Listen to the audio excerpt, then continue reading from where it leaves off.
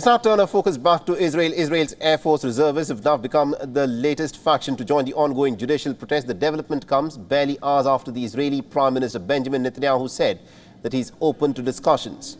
The Israeli Prime Minister's reassurances have failed to find many takers. More than 1,100 Israeli Air Force reservists have written a letter to the government. They've expressed their will to suspend their reserve duty.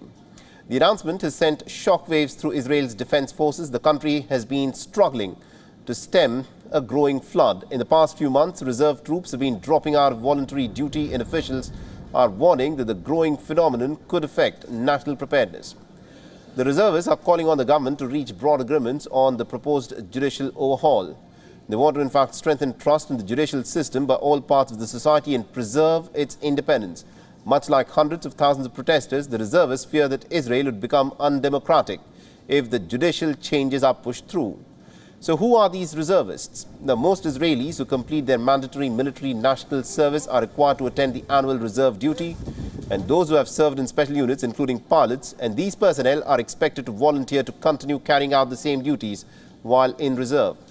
Unfazed by the massive setback, the chief of the Israeli Air Force, Major General Tomer Bar, has claimed that his force continues to operate as usual. Slamming the protesting reservists, Major General Bar has conceded that the move has caused great damage. He's also added that this will take years to fix. Now, on the other hand, Israel's military has said that it would discipline or potentially dismiss the active duty soldiers who refuse to show up for duty.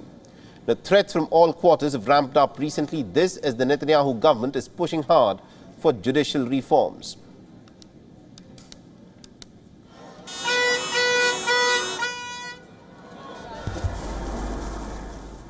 WION is now available in your country. Download the app now and get all the news on the move.